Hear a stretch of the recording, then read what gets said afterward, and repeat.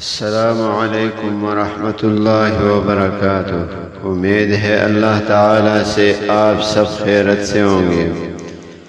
سب سے پہلے YouTube channel subscribe کرے، نام ہے اردو پشتو وظائف۔ مکمل ویڈیو دیکھے آپ کو نفع دے گا۔ آج آپ لوگوں کے لیے حاجت کو پورا کرانے والے دعائیں۔ سب سے پہلے دعا کو مقبول بنانے والے دعا حضرت یونس علیہ السلام کی دعا ہے۔ اس کو ہمیشہ پڑھنا چاہیے۔ نبی صلی اللہ علیہ وسلم نے فرمایا، جو اس دعا کو پڑھے گا تو اس کی دعا قبول ہوگی۔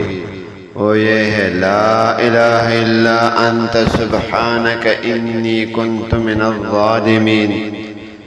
ترجمہ: نہیں کوئی معبود مگر تو ہی، تیرے پاکی بیان کرتے ہیں، بے شک قصوروار ہوں۔ اس دعا کی کوئی حد مقرر نہیں ہے، آج جتنا زیادہ پڑھ سکتے ہو پڑھ لو۔ کوئی 1 لاکھ کہتا ہے، کوئی 3,50,000، اس کی کوئی حد معلوم نہیں ہے۔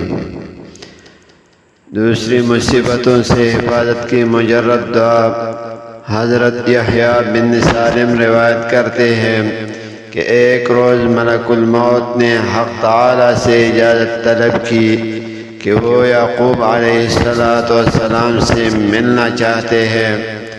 جب اجازت مل گئی تو وہ ان کے پاس گئے اور یعقوب علیہ السلام نے فرمایا کہ میں اس ذات کی قسم دیتا ہوں جس نے تمہیں پیدا کیا ہے، یہ بتلایا کہ تم نے یوسف علیہ السلام کی روح قبض کی ہے یا نہیں؟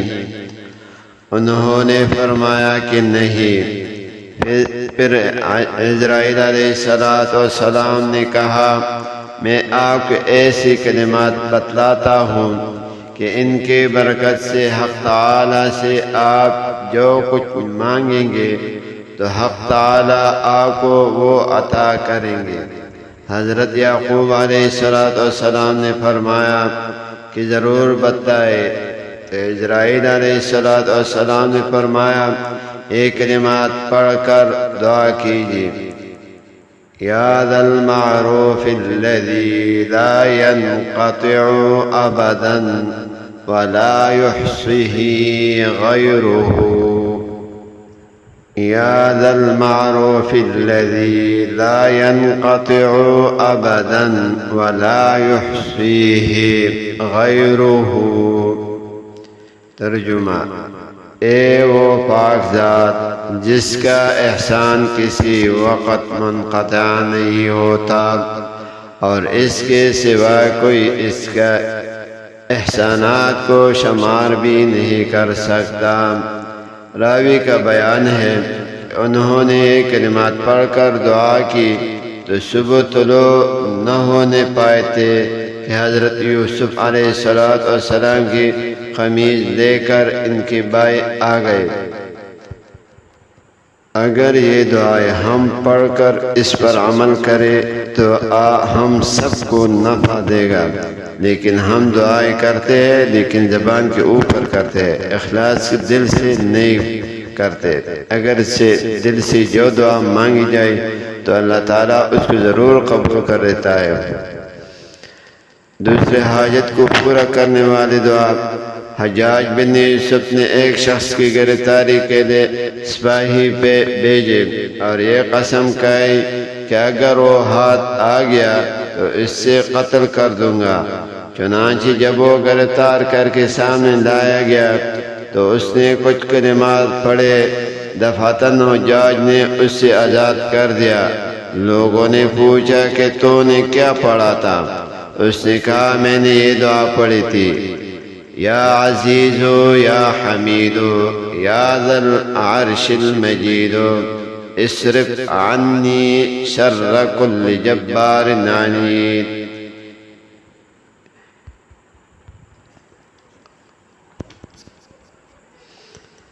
یا عزیز یا حمید یا ذا العرش المجید اصرف عنی شر کل جبار عنید۔ حضرت حسن رضی اللہ تعالی عنہ فرماتے ہیں کہ اگر بلا و مصیبت سے دنیا میں کوئی محفوظ رہتا تو یعقوب علیہ السلام کا خاندان اس کا سب سے زیادہ مستحق تھا، مگر ان پر 80 برس تک مصائب و آفات کا سلسلہ لگا رہا۔ آئے یعقوب علیہ السلام، حضرت جبرائیل علیہ السلام نے حضرت یعقوب علیہ السلام کے پاس تشریف لائے اور فرمائے کہ اے یعقوب، حق تعالیٰ کی جناب میں تضرع و زاری کیجیے۔ تضرع کے معنی ہے گڑگڑاہٹ، یعنی رونے کے انداز میں دعا کرنا۔ پوچھا کہ کس طرح؟ جبرائیل علیہ السلام نے فرمایا ان کلمات کے ساتھ: یا کثیر الخیر و یا دائم المعروف، یا کثیر الخیر و یا دائم المعروف۔ اور جب آپ نے یہ کلمات کہے تو اللہ تعالیٰ نے فرمایا: اے یعقوب، تم نے مجھے ایسے کلمات کے ساتھ پکارا ہے کہ اگر آپ کے دونوں بیٹے بھی انتقال کر گئے ہوتے تو میں انہیں دوبارہ زندہ کر دیتا۔ آج کل ہمیں شیطان کے وساوس بہت زیادہ آتے ہیں اور مختلف طریقوں سے، کبھی نماز میں، کبھی کسی میں، نیند کے وقت بھی مختلف طریقوں سے شیطان کے وساوس آتے ہیں، اور ان سے بچنے کے لیے مختلف دعائیں آئی ہوئی ہیں۔ قرآن مجید میں دعا ہے شیطان اور اس کے وساوس سے حفاظت۔ سورۃ المؤمنون میں اللہ رب العزت نے شیطان اور اس کے وساوس سے پناہ مانگنے کے لیے یہ دعا نازل فرمائی ہے، اس کو کثرت سے پڑھتے رہنا چاہیے۔ رب اعوذ بک من ہمزات الشیاطین واعوذ بک رب ان یحضرون۔